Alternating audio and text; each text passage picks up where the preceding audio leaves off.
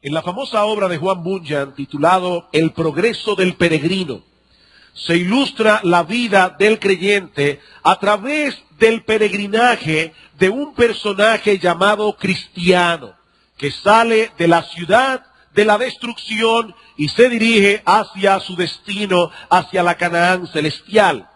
En una parte de su viaje, Cristiano y otro peregrino llamado Esperanza caen en manos del gigante Desesperación y de su esposa Desconfianza, quienes los encierran en el castillo de la duda. Después de golpearlos severamente, dice Bunyan, y de echarlos en un calabozo inmundo, Desesperación y Desconfianza tratan de convencer a los peregrinos de que se quiten la vida, porque ya no había esperanza para ellos.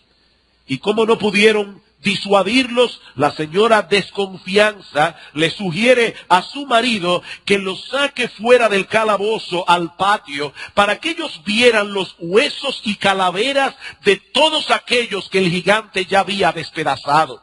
Dice ella, hazles creer que antes de una semana los desgarrarás como has hecho con sus compañeros.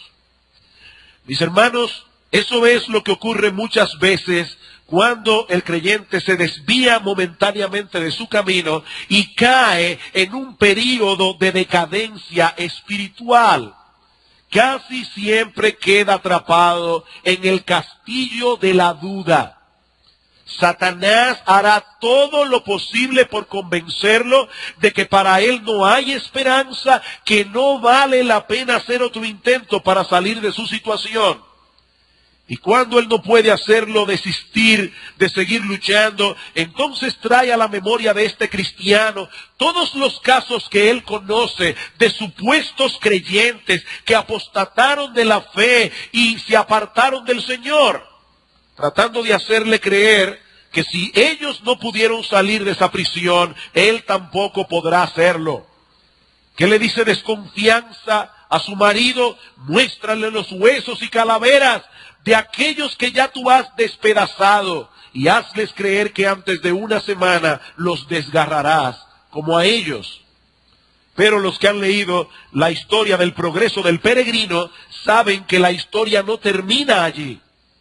Los peregrinos pudieron escapar de ese horrible castillo porque recordaron que ellos tenían una llave llamada promesa. Mis hermanos, Dios nos ha dejado todos los recursos necesarios para que nosotros lleguemos sanos y salvos a nuestro destino final, a pesar de todos los peligros, a pesar de todas las tribulaciones que nosotros tengamos que enfrentar en este mundo caído. Así que si en este momento estás atrapado en el castillo de la duda, y Satanás está tratando de convencerte de que no hay esperanza para ti, mi amado hermano, recuerda que él es un homicida y un mentiroso. Él es homicida y mentiroso. Él miente para destruir. En el paquete de la salvación que Dios nos ha dado por gracia, vino incluido esa llave que abre todas las puertas del castillo de la duda. Acompáñeme al libro de Oseas, el primero de los profetas menores. Se encuentra después de Daniel y antes de Joel. El libro del profeta Oseas, capítulo 14. Escuchen lo que Dios promete a su pueblo que se había apartado de él. Dice en el capítulo 14, vuelve, oh Israel, a Jehová tu Dios, porque por tu pecado has caído. Llevad con vosotros palabras de súplica y volved a Jehová y decidle, quita toda iniquidad y acepta el bien y te ofreceremos la ofrenda de nuestros labios. No nos librará el asirio, no montaremos en caballos, ni nunca más diremos a la obra de nuestras manos, dioses nuestros, porque en ti el huérfano alcanzará misericordia. En otras palabras, no nos apoyaremos en el brazo humano, no nos apoyaremos en otros ídolos, nos apoyaremos únicamente en ti. Y ahora escuchen lo que dice Dios. Yo sanaré su rebelión Los amaré de pura gracia, porque mi ira se apartó de ellos. Yo seré a Israel como rocío, él florecerá como lirio y extenderá sus raíces como el Líbano. Mis hermanos, Dios promete sanar la rebelión de su pueblo. Dios promete hacernos fructificar otra vez. Así como fuimos salvos por gracia, nosotros también seremos recobrados por gracia. Yo sanaré su rebelión. Yo los amaré de pura gracia. Yo los haré fructificar otra vez. Y lo que quiero que veamos en este último estudio sobre la decadencia espiritual que hemos venido llevando ya desde hace varias semanas, son los remedios que debe emplear un cristiano cuando está atravesando por un período de declinación. Y el primero de todos los remedios es este: ocúpate en conocer el verdadero estado de tu alma delante de Dios. No delante de la iglesia, no delante de tus amigos, no delante de los pastores. Ocúpate, mi hermano, en conocer cuál es el verdadero estado de tu alma delante de Dios. Si nosotros vamos a recobrarnos de una enfermedad física, es necesario que sepamos primero que tenemos un problema físico.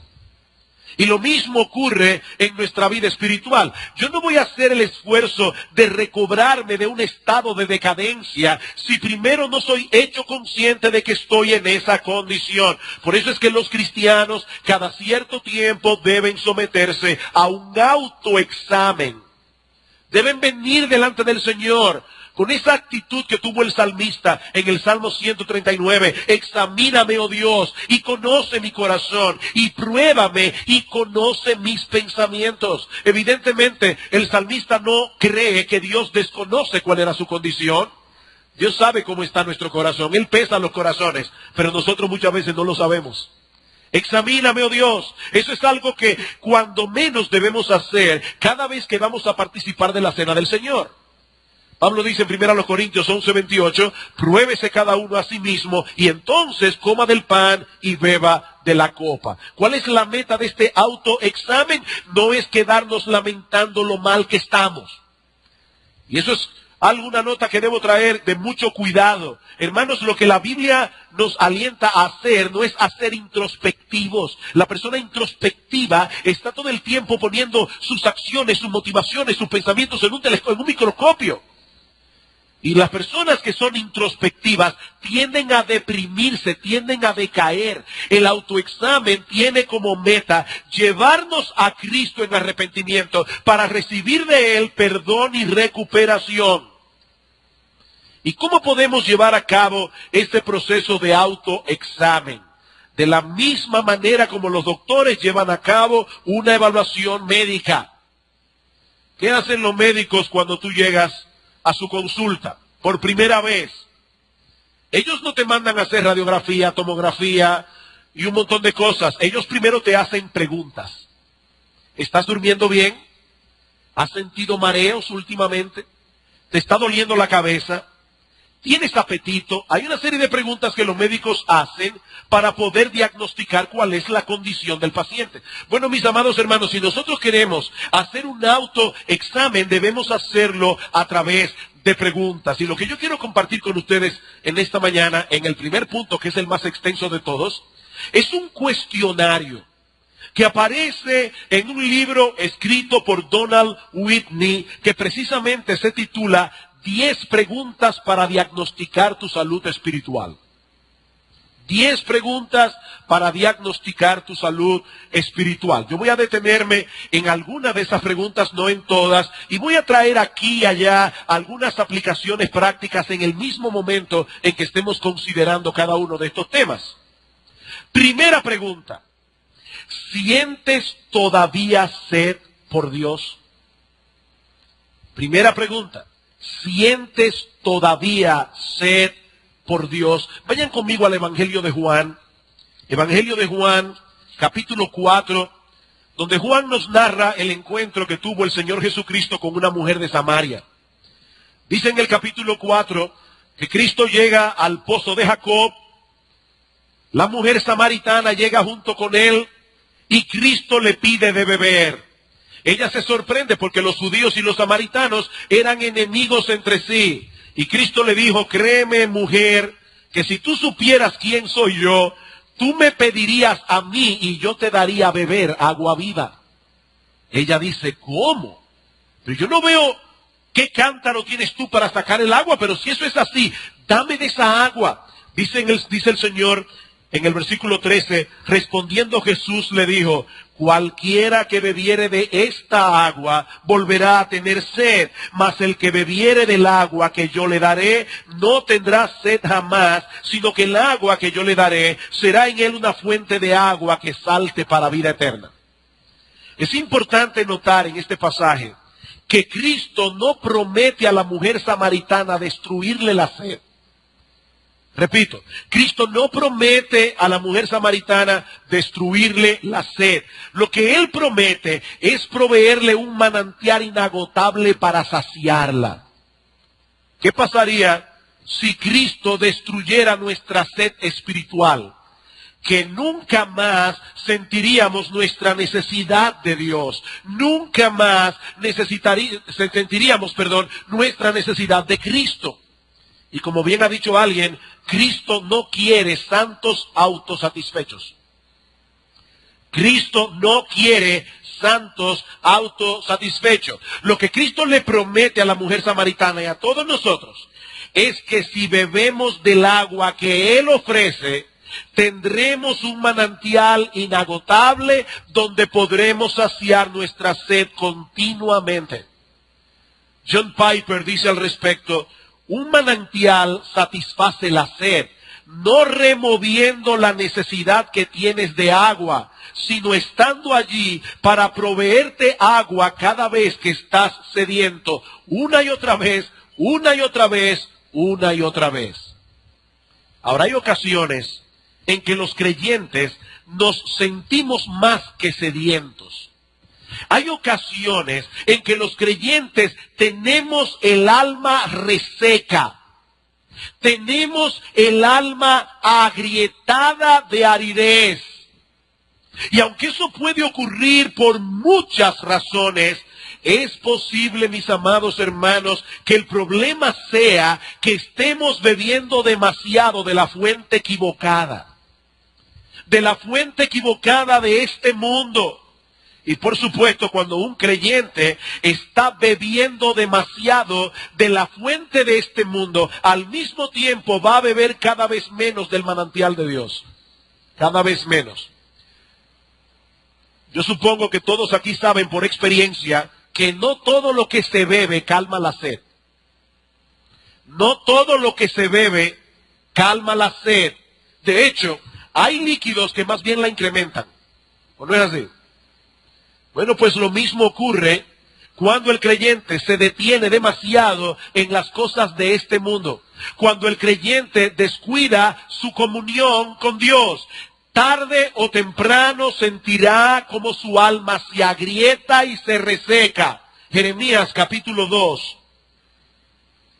Jeremías capítulo 2. Escuchen la advertencia, la amonestación que Dios le da a su pueblo. Versículo 12.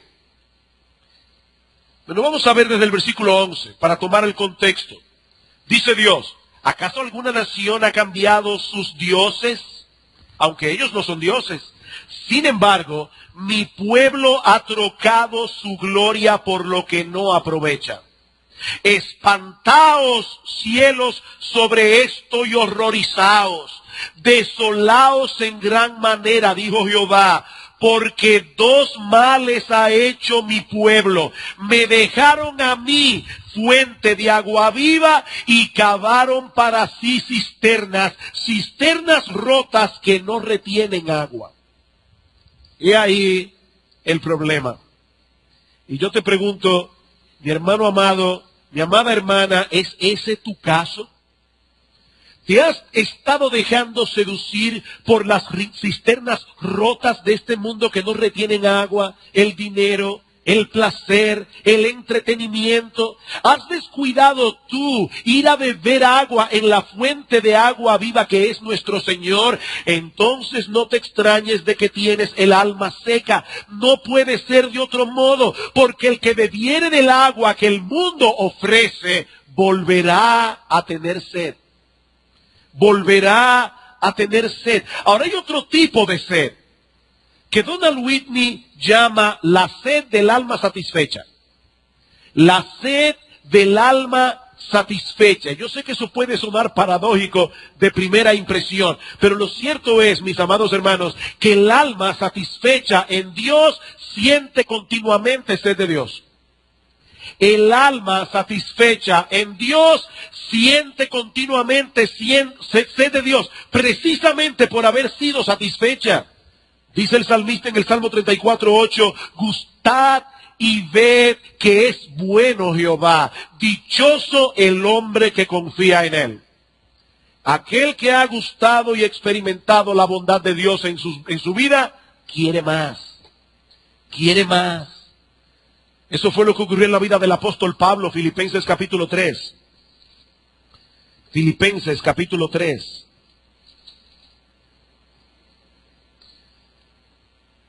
Noten lo que dice el versículo 7. Luego de haber mencionado una lista de cosas muy valiosas para él en el pasado, y cada cual aquí puede hacer su propia lista. ¿Cuáles eran las cosas que eran importantes para ti cuando tú no conocías a Cristo? Dice Pablo, pero cuantas cosas eran para mí ganancia, las he estimado como pérdida por amor a Cristo. Y ciertamente aún estimo todas las cosas como pérdida por la excelencia del conocimiento de Cristo Jesús, mi Señor, por amor del cual lo he perdido todo y lo tengo por basura para ganar a Cristo. Todo eso que Pablo atesoraba en el pasado, todo aquello que lo hacía levantarse cada mañana con ánimo para vivir, porque esa era su motivación. Ahora de repente Pablo, que ha conocido a Cristo, dice, cuando yo comparo todas esas cosas que antes satisfacían mi vida y las comparo con el conocimiento de Cristo Jesús, esto viene a ser basura. Basura. Versículo 10 dice, yo quiero conocerle a Él y el poder de su resurrección y la participación de sus padecimientos, llegando a ser semejante a Él en su muerte. ¿Qué está diciendo Pablo? Pablo dice, ya yo conocí a Cristo, lo conocí hace 30 años, he estado por 30 años caminando a su lado, pero no me siento totalmente satisfecho. No me siento totalmente satisfecho. Yo quiero más de Cristo. Yo quiero más de Cristo. Esa es la sed del alma satisfecha. Mi amado hermano, ¿cómo está tu sed de Dios en este momento? ¿Qué tanto anhelas a Dios? ¿Qué tanto anhelas a Cristo? Ese es un buen indicativo para conocer cuál es el estado de salud de tu alma en este momento. Segunda pregunta. ¿Eres cada vez más gobernado por la palabra de Dios? ¿Eres cada vez más gobernado por la palabra de Dios? Yo sé que aquí hay varios médicos.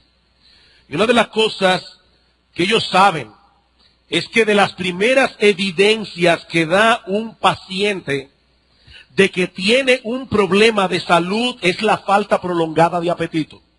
Es una de las primeras evidencias de que algo no está caminando bien. ¿Saben por qué? Porque Dios colocó en el centro de nuestro cerebro ciertos mecanismos que se activan cuando nosotros tenemos la necesidad de cubrir los requerimientos energéticos de nuestros cuerpos.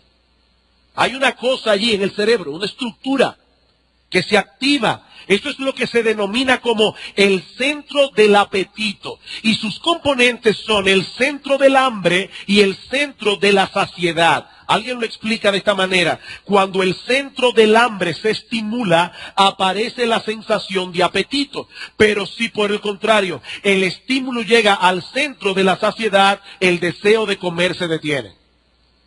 Se come, tiene hambre y de repente ya se sació, ya no siente más hambre. Ahora, ¿qué sucede cuando una persona necesita comer y no tiene apetito.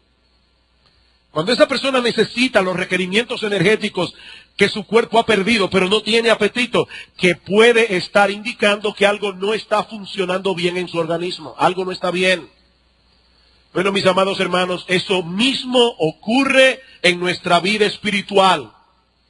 Si hay algo que el creyente necesita continuamente, es alimentarse de la palabra de Dios. Primera de Pedro, capítulo 2. Primera de Pedro, capítulo 2, versículos 1 al 3.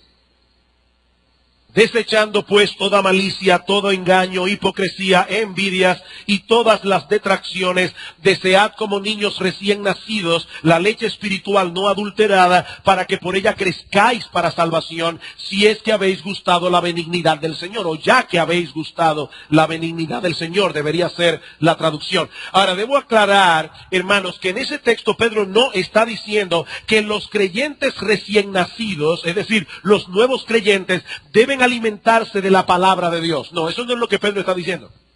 Lo que Pedro está diciendo es que los creyentes, no importa cuánto tiempo tengan en el Evangelio, siempre deben desear esa leche espiritual, como el niño recién nacido necesita la leche materna.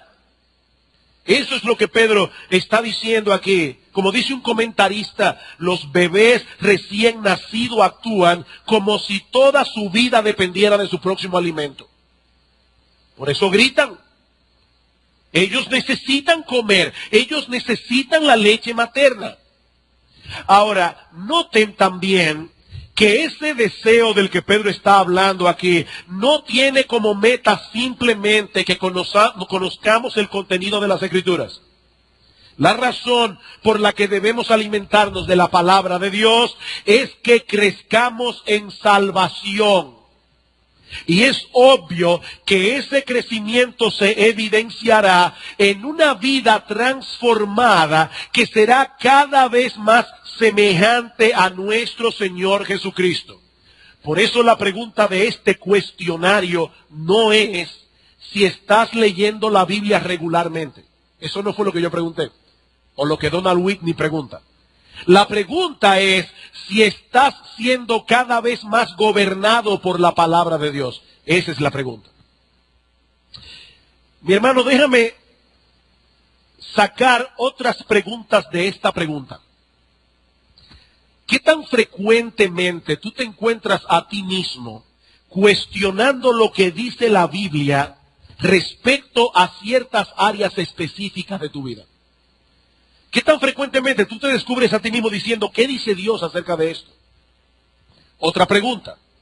¿Consultas con hermanos más maduros que tú cuando tú no estás seguro del curso de acción a seguir? Cuando no sabes si es o no es la voluntad de Dios, o tú eres el tipo de creyente que difícilmente busca consejo. Porque un creyente que difícilmente busca consejo no lo hace porque se las sabe todas, sino por dos razones básicamente: por orgullo y porque no le interesa hacer la voluntad de Dios. Eso es lo que yo quiero hacer, ese es mi curso de acción, y aunque yo no esté seguro de si esa es la voluntad de Dios, yo voy a hacer lo que yo quiero. Hay personas que no buscan consejos, sino opiniones que fortalezcan su deseo. Ellos saben a dónde ir. Ellos no van a ir a esas personas que les van a decir lo que ellos no quieren oír, porque ellos no quieren el consejo bíblico, ellos quieren apoyo. Mi hermano, ¿qué tan frecuentemente buscas consejos de personas más maduras que tú cuando tú no sabes si un curso de acción eso no es la voluntad de Dios? ¿Qué tanto procuras conocer esa voluntad de Dios revelada en su palabra para obedecerla? Otra pregunta, ¿cuándo fue la última vez que luego de haber estado en la iglesia y haber escuchado la predicación de la palabra de Dios, has cambiado aspectos concretos de tu vida? Trata de recordar, porque si no lo recuerdas, es posible que hace mucho tiempo que estás viniendo a la iglesia, estás escuchando la palabra, te está entrando por un oído y saliendo por el otro. ¿Cuándo fue la última vez que estando allí sentado en tu asiento, oíste la predicación de la palabra de Dios y eso te llevó a un cambio en tu vida? Eso produjo un cambio en tu curso de acción, incluso produjo un cambio en tus creencias. Ah, pero yo creía que esto era así. Pero ahora me han mostrado por la Biblia que esto es asá. ¿Cuándo fue la última vez? Mi hermano, ¿puedes tú identificarte con el salmista en las expresiones que él usa sobre la palabra de Dios en el Salmo 119? Vamos allí un momento. Salmo 119. Como todos ustedes saben, o la mayoría, este es un salmo que habla de la palabra de Dios. En los 176 versículos que tiene este salmo, en 173 se menciona la Biblia de una manera o de otra. Y escuchen cómo el salmista apreciaba la Biblia. Versículo 44, perdón. Guardaré tu ley siempre, para siempre y eternamente, y andaré en libertad porque busqué tus mandamientos. ¿Cuál es la visión, la perspectiva que muchas personas tienen de la ley de Dios? Que la ley es una camisa de fuerza. Eso es una visión diabólica y pagana de los mandamientos divinos. Y yo no estoy diciendo esta palabra por chocarlos. Es que ese pensamiento viene del infierno. La ley de Dios conduce a la libertad.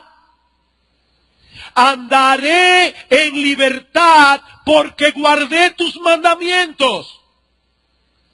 Niños, déjenme contarles una historia muy ilustrativa que ya he usado otras veces. No es que estoy sufriendo de Alzheimer, es que no estoy encontrando ilustraciones mejores.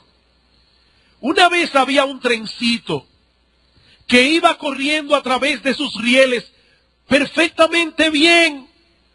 Pero un día el trencito vio los animales que estaban en el bosque brincando y saltando libremente. Así que el trencito pensó: yo no quiero seguir en este riel. En la próxima vuelta me apeo. Así que el trencito, cuando estaba llegando a la próxima vuelta, aceleró, dio un salto y salió del riel. Y por supuesto fue feliz como los animales del bosque, saltando de rama en rama. ¡No! Se quedó atascado, porque el tren fue diseñado para correr en el carril. Nosotros fuimos diseñados por Dios para hacer su voluntad. Cuando decidimos salirnos de ese riel, no nos hacemos más libres, nos esclavizamos. Andaré en libertad porque guardé tus mandamientos. Y hoy día hay muchos creyentes, aún creyentes, que quieren liberarse de la ley de Dios. Andaré en libertad, versículo 47. Y me regocijaré en tus mandamientos, los cuales he amado. Y me alzaré asimismo mis manos a tus mandamientos que amé. Y meditaré en tus estatutos, versículo 97. Oh, cuánto amo yo tu ley. Todo el día es ella mi meditación. Versículo 113. Aborrezco a los hombres hipócritas, mas amo tu ley. Versículo 127. Por eso he amado tus mandamientos más que el oro puro. Y más que el oro muy puro, dice él. Versículo 162. Me regocijo en tu palabra como aquel que haya muchos despojos. La mentira aborrezco y abomino, pero tu ley amo. ¿Es ese tu sentir, amado mío, amado hermano?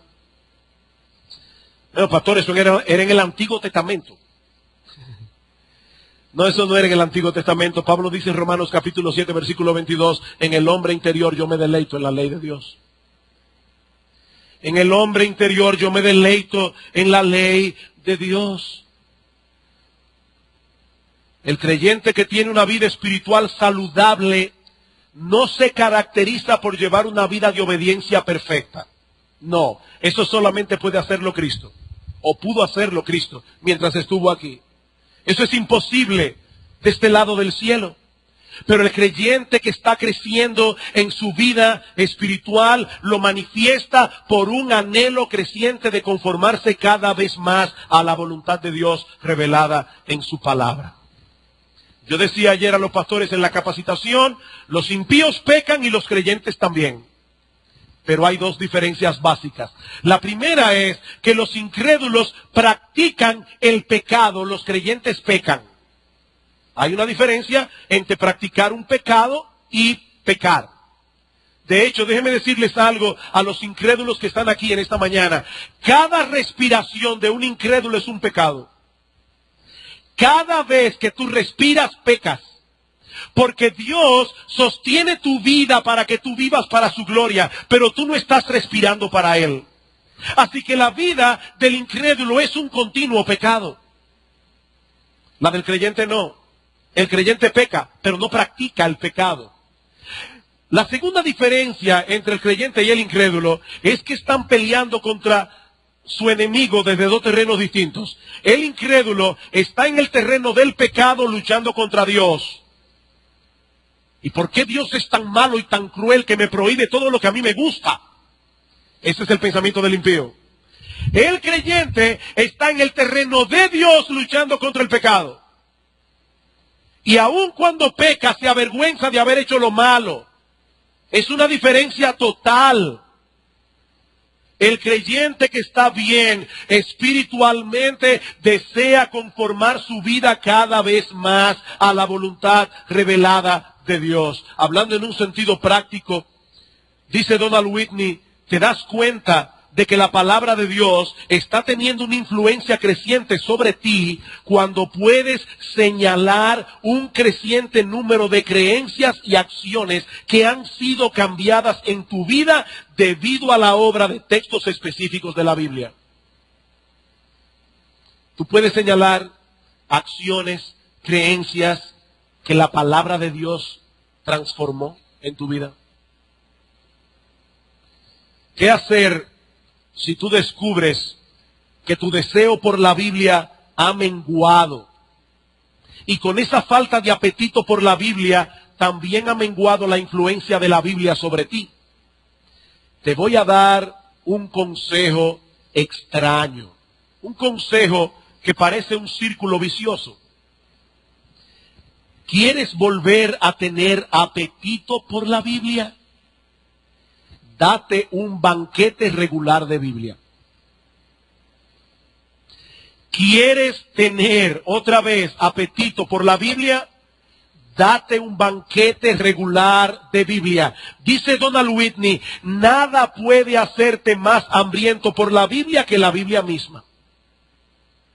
¿Por qué algunas personas se aburren leyendo la Biblia si la Biblia es un libro fascinante? Porque la están leyendo superficialmente o no la están leyendo. Miren, cuando uno va a las Escrituras, y otra vez, este es un ejemplo que yo he puesto otras veces, es como un niño o un joven que tú lo llevas por primera vez a la playa. Yo nací en San Juan de la Maguana. Como ustedes saben, en San Juan no hay playa. Y es una sensación extraordinaria cuando uno ve el mar por primera vez. Pero resulta que a este individuo lo llevan a la playa, ve el mar por primera vez y él está maravillado. Pero ya la 25ª vez que visita el mismo lugar, dice, bueno, ya yo lo vi. Ya yo lo vi. Entonces la persona le dice, espérate, men, es que tú has visto solamente la superficie. Ponte ahora esta escafandra y métete abajo del agua. La persona se mete abajo del agua y descubre un mundo que él no había visto. Y dice, wow, pero esto es fascinante. Después que ya tuviste la playa por abajo, ahora el tipo te dice, espérate, no. Ahora ponte un tanque de oxígeno. Yo te voy a llevar 1 kilómetro más adentro, para que tú veas maravillas de verdad. Hermanos, en la misma medida en que nosotros nos sumergimos en las aguas de la Biblia, cada vez más, cada uno conforme a la capacidad que Dios le dio, uno va viendo las conexiones de las Escrituras y uno va sorprendiéndose de la Biblia, porque la Biblia es un libro fantástico. ¿Quieres volver a tener apetito por la Biblia? Come Biblia. Come Biblia. El apetito te volverá. Tercera pregunta. ¿Estás creciendo en tu amor por los demás? ¿Estás creciendo en tu amor por los demás? Decía Martín Lutero, mientras más ama a una persona, más se acerca a la imagen de Dios. Mientras más ama una persona, más se acerca a la imagen de Dios. Eso es exactamente lo que dice el apóstol Juan en su primera carta. Amémonos unos a otros porque el amor es de Dios. Todo aquel que ama es nacido de Dios y conoce a Dios porque Dios es amor. El que no ama no ha conocido a Dios. El amor.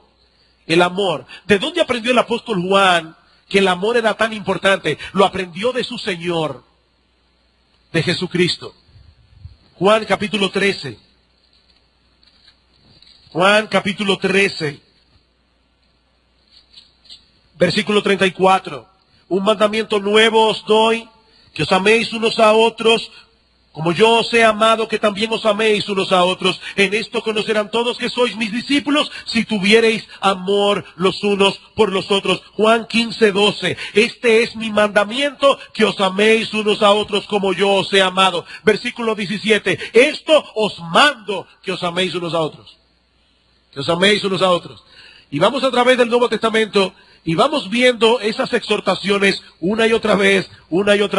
Amaos unos a otros con amor fraternal. Romanos 12:10. No debáis a nadie nada, sino el amaros unos a otros. Romanos 13:8. Todas vuestras cosas sean hechas con amor. 1 Corintios 16:14. Porque toda la ley en una sola palabra se cumple. Amarás a tu prójimo como a ti mismo. Gálatas 5:14. Y andad en amor, como también Cristo nos amó y se entregó por nosotros. Efesios 5:2. Y así pudiera seguir texto tras texto tras textos. La salud espiritual de un creyente se manifiesta a través de una medida creciente de amor hacia otro o hacia otros.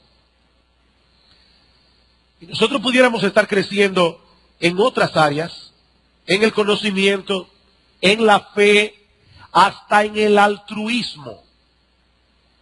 Pablo dice, si no tienes amor, de nada te sirve. Si tuvieres toda la fe de tal manera que pudieres pedir a un monte que se desarraigue y se mueva para otro lado y no tienes amor, de nada sirve. Si tuvieres toda la ciencia, todo el conocimiento, eres un genio y no tienes amor, de nada te sirve. Si entregares todos tus bienes a los pobres y hasta tu cuerpo para ser quemado y no tienes amor, de nada te sirve. El amor, mis hermanos, el amor es central en la vida cristiana. ¿Saben lo que ocurre cuando un creyente está decayendo espiritualmente? Deja de amar. ¿Y saben lo que ocurre cuando un creyente deja de amar? Deja de parecerse a Jesucristo. Deja de parecerse a Jesucristo. Y comienza a cultivar hierbas malas en su jardín. El amor es sufrido. Es decir, el amor tiene aguante. Una persona que no ama no aguanta mucho. El amor es benigno. No solamente aguanta insultos, injurias, sino que le hace bien al que le hace mal. Es benigno. El amor no es celoso. El amor no tiene envidia.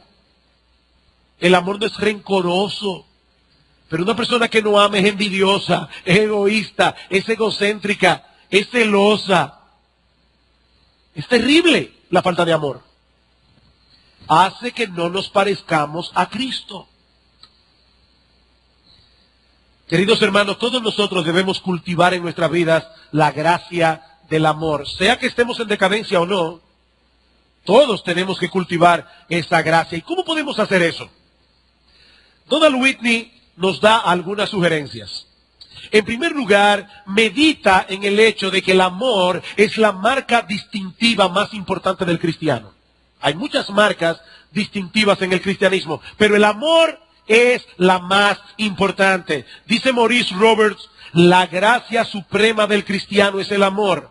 El amor es la joya suprema entre las gracias de la vida cristiana. Y ahora escuchen, dice él, nosotros lo sabemos, pero continuamente lo olvidamos.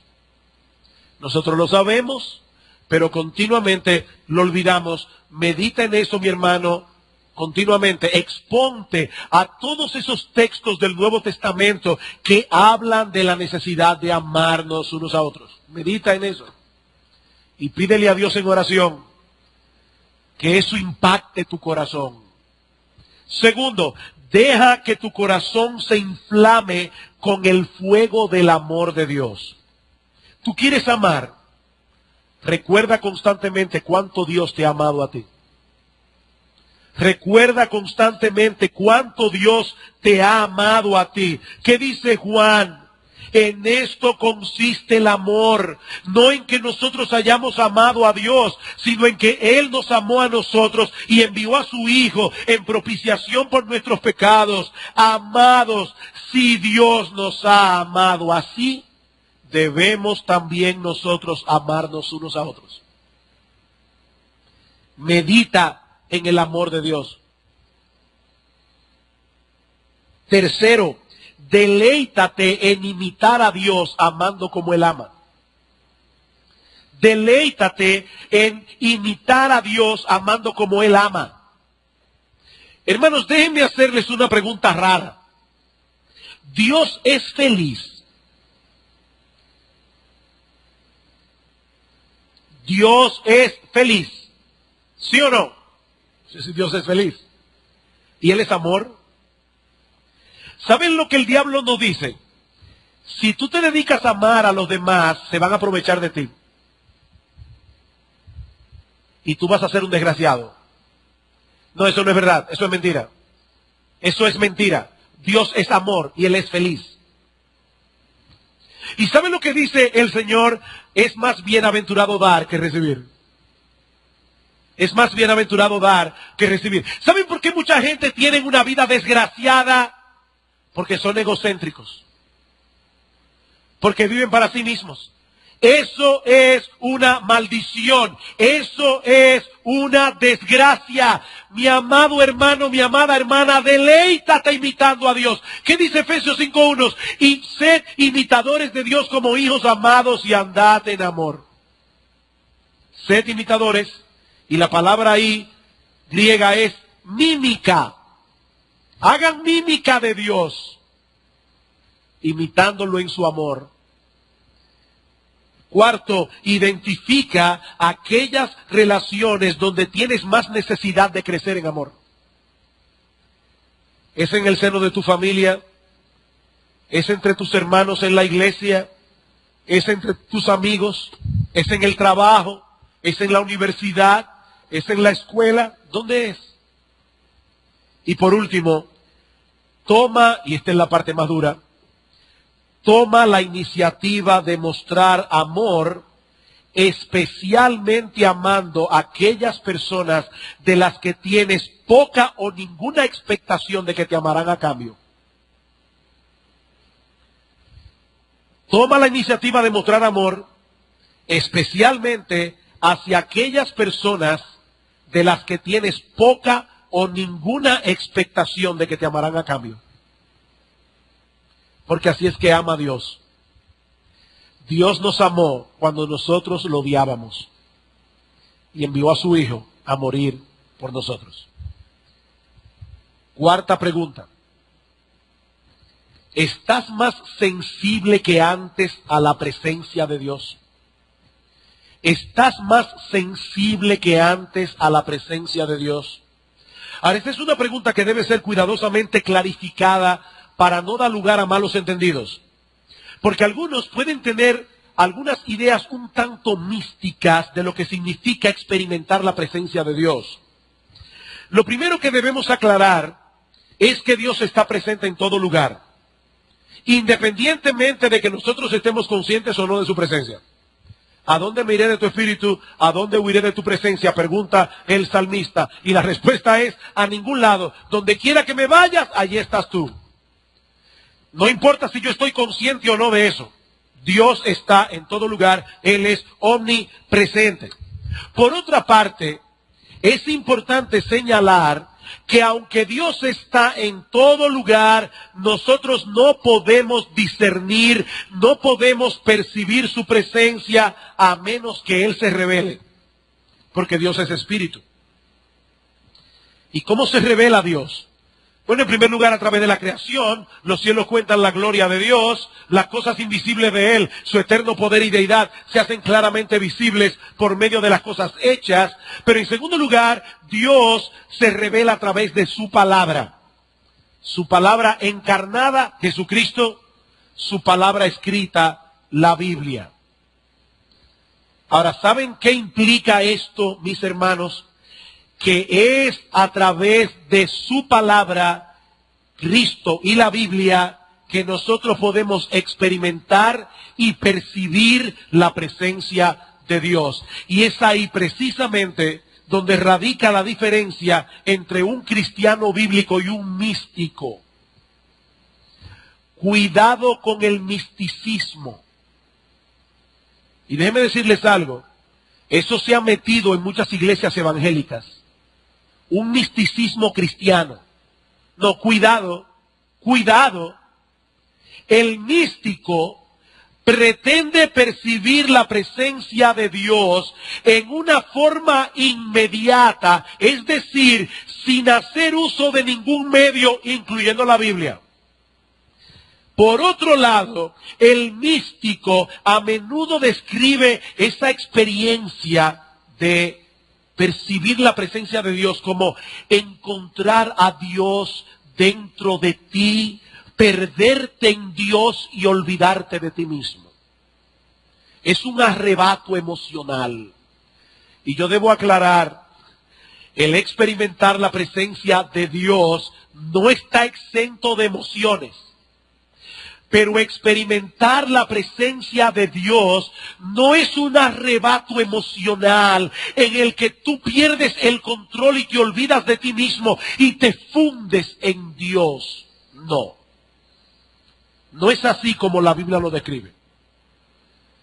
El fruto del Espíritu es amor, gozo, paz, paciencia, bondad, benignidad, mansedumbre, templanza, dominio propio.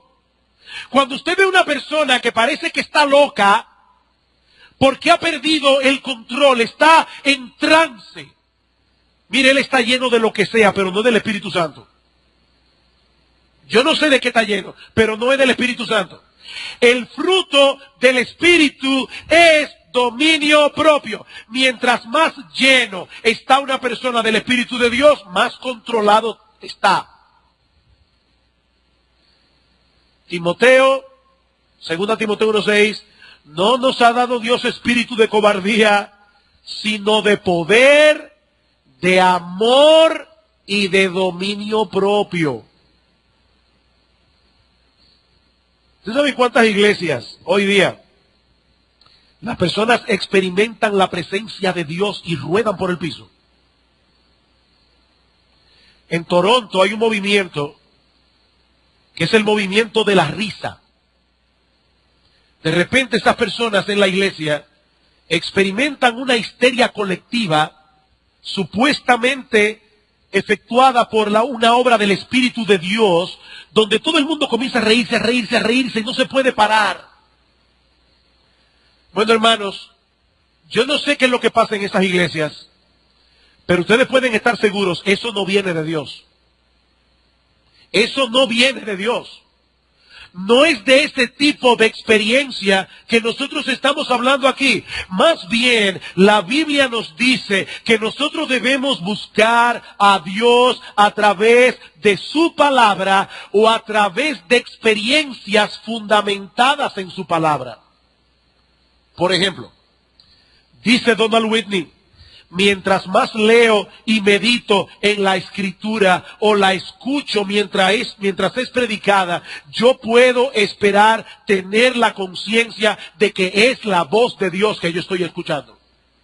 ¿No es verdad, hermanos, que nosotros no siempre experimentamos eso? A veces estamos en la iglesia y oímos la prédica como una charla bíblica más, pero hay otros momentos donde el Espíritu de Dios nos hace muy conscientes. Estoy en la presencia de Dios, estoy escuchando la voz de Dios.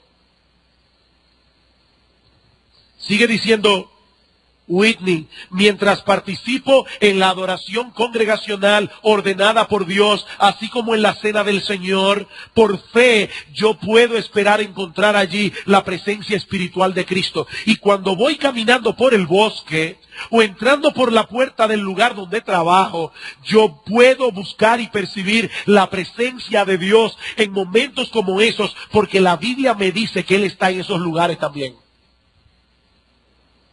En otras palabras, experimentamos la presencia de Dios cuando estamos conscientes de lo que Él mismo nos ha revelado acerca de su persona en su palabra. ¿Y qué nos ha revelado Dios acerca de su persona en su palabra? Bueno, si tú eres creyente, Él te ha dicho: yo estoy con vosotros todos los días hasta el fin del mundo. Y Él te ha dicho también cómo es Él. Es una experiencia de estoy en la presencia de Dios. Estoy consciente de que vivo, como decían los antiguos, coram Deo, cara a cara con Dios. Todo el día. Y es un Dios santo, es un Dios justo, es un Dios bueno, es un Dios paciente, es un Dios misericordioso, es un Dios poderoso. Como dice Whitney, es vivir con la conciencia de que Él conoce mis pensamientos, mis motivaciones, mis temores, mis aspiraciones, mis emociones, mis ansiedades, mi condición física y mental. Y es vivir con la conciencia de que Él me ama más allá de lo que yo puedo comprender. Una persona así que vive en la presencia de Dios, cuando peca está consciente: pequé delante de Dios y pide perdón. Pero también cuando está en problema descansa en Dios. Es una persona que vive hablando con Dios. Él está consciente: yo estoy con Dios. Y mi pregunta es: ¿estás disfrutando, mi amado hermano, de la dulzura de esa compañía? Manteniendo con Él una relación de adoración y gratitud.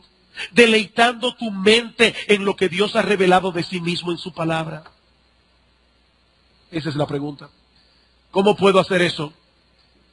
Varias sugerencias. ¿Quieres experimentar la presencia de Dios? Varias sugerencias rápidamente. Primero, acude a menudo al lugar donde Dios se revela más claramente, la Biblia. Mis hermanos, la Biblia es el parque donde nosotros nos sentamos a hablar con Dios. Él nos habla y nosotros le hablamos. Vete al parque. Dice Martin Lloyd-Jones: mientras más conocemos la Biblia y la leemos, más a menudo seremos llevados a la presencia de Dios. De manera que si quieres poner al Señor delante de ti, dedica mucho de tu tiempo a la lectura regular de la Biblia. Segundo, reconoce su presencia contigo mientras caminas con Él. Yo estoy con vosotros todos los días hasta el fin del mundo. Esposas, déjenme hacerles una pregunta. ¿No es verdad que muchas veces ustedes están en la misma habitación con su marido y por causa de que él no conversa, por causa de que él está encerrado en sí mismo, el hecho de estar en la misma habitación no los está uniendo más ni está acrecentando vuestra intimidad? Ustedes no se quejan a cada rato de eso. Bueno, mis hermanos, ¿por qué nosotros vamos caminando al lado con Cristo todos los días de nuestra vida, encerrados en nosotros mismos y olvidando que Él está ahí? Pásate la vida hablando con Cristo, que Él está a tu lado. Habla con Él el día entero. ¿Saben lo que es la oración? La oración es el batimóvil, el batiteléfono de Batman, que está conectado con el del comisionado. El comisionado nada más tiene que levantar el teléfono y ya está conectado con Batman. Nosotros tenemos un batiteléfono conectado con el cielo las 24 horas. Y ¿saben lo mejor? Es gratis. Gratis. Ni siquiera como el Skype. Porque en el Skype hay que ir a una computadora. Esto es gratis. El día entero. Nosotros andamos con Cristo el día entero.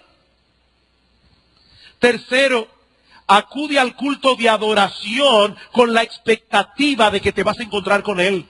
Donde estén 2 o 3 congregados en mi nombre, y estoy yo en medio de ellos. De ellos, ven a la iglesia, Señor. Yo quiero percibir tu presencia. Yo quiero oír tu voz. Medita continuamente en la verdad de que Dios es omnipresente. Medita en eso. Lamentablemente, hermanos, no podemos seguir deteniéndonos en cada una de estas preguntas, por lo que voy a limitar solamente a mencionarlas, lo lamento. Quinta pregunta, ¿estás experimentando una medida creciente de preocupación por las necesidades espirituales y temporales de otros? ¿Qué tan consciente estás? Tú vienes al culto de oración, porque es ahí donde se habla del problema de la familia. ¿Estás experimentando una medida creciente de preocupación por los otros? Sexta pregunta, ¿te deleitas en la esposa de Cristo que es su iglesia? ¿O tú eres de los que tiene un corazón amargado con respecto a la iglesia? Eso es decadencia espiritual. ¿Son las disciplinas espirituales importantes para ti en una medida creciente? Ya nosotros hablamos de eso las semanas antepasadas. Octavo, ¿todavía sientes dolor por tu pecado? Cuando tú pecas, ¿tú sientes dolor? Vergüenza, tristeza. Novena pregunta, ¿eres una persona que perdona rápidamente? Porque Dios es perdonador. En la misma medida en que nosotros nos parecemos a Dios, vamos a ser más rápidos para perdonar.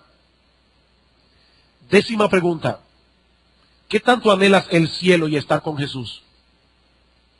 ¿Qué tanto anhelas el cielo y estar con Jesús? Espero, hermano, que este cuestionario te haya servido de ayuda para hacer un chequeo médico de la condición de tu alma delante de Dios. Ahora, ¿qué debes hacer ahora? Si has descubierto que alguna de esas áreas no están caminando bien, si has descubierto que estás atravesando por un periodo de decadencia espiritual, créame, no más de 5 minutos. Esto va a ser muy breve.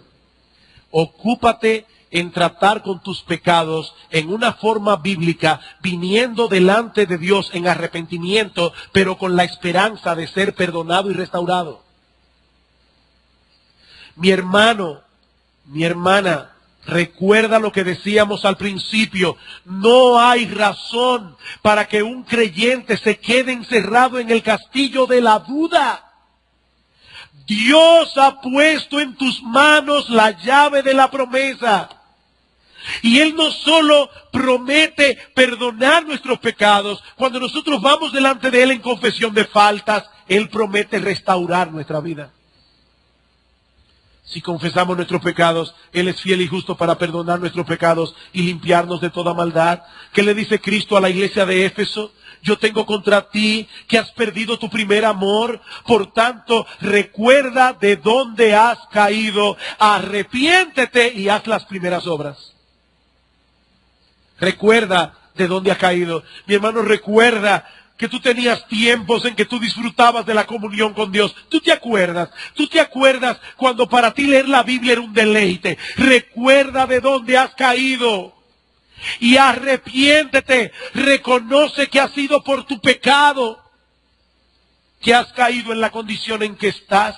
¿Saben cuál es el problema de muchos creyentes? Que todo el mundo tiene la culpa de su malestar. La culpa la tienen los pastores porque no me cuidan. La culpa la tienen los hermanos porque no me llaman. La culpa la tiene mi esposa porque no me quiere. La culpa la tiene mi esposo porque no me ama. No, mi hermano, no hagas eso, no hagas eso. Arrepiéntete porque es tu pecado. Pero recuerda, hay perdón en Cristo. Y haz las primeras obras. Vuelve de nuevo hacer todo lo que tú hacías en tu vida cristiana y que tal vez todavía haces por inercia. Pero vuelve a hacerlo como al principio, con la conciencia de yo quiero agradar a Dios con esto. Yo quiero tener comunión con mi Señor al leer la Biblia. No es un ritual. Ay, pastor, mi problema es peor. Estoy en tal condición que ya yo no sé si soy creyente o incrédulo. Te tengo una buena noticia, buenísima noticia. Yo no sé si tú eres un creyente que está en una decadencia espiritual o si tú eres un incrédulo que por un tiempo creíste que eras creyente, pero te voy a decir algo, el remedio es el mismo. Ve a Cristo en arrepentimiento y fe. Después averiguamos qué es lo que tú eras. Pero por ahora, vete a Cristo en arrepentimiento y fe. Él dice, las puertas están abiertas. Yo no voy a rechazar a nadie que venga a mí clamando por misericordia. Mi hermano, no te quedes medio viviendo tu vida cristiana. Cristo vino a darnos vida y vida en abundancia. No le creas al diablo, hay esperanza para ti. Hay esperanza para ti. Vamos a orar. Padre, queremos darte gracias por habernos permitido exponer esta serie de mensajes. Y es nuestra petición, Señor, que tú la uses poderosamente en el corazón de cada uno de nuestros hermanos. Padre, bendice tu palabra, prospera tu palabra. Aquellos que están aquí decaídos, anímalos. Aquellos que están en decadencia, sácalos de esa condición y que ellos vuelvan a sentir el gozo de ser fructíferos otra vez. Oh Dios, bendice Iglesia Bíblica del Señor Jesucristo, porque te lo pedimos en el nombre de Cristo. Amén.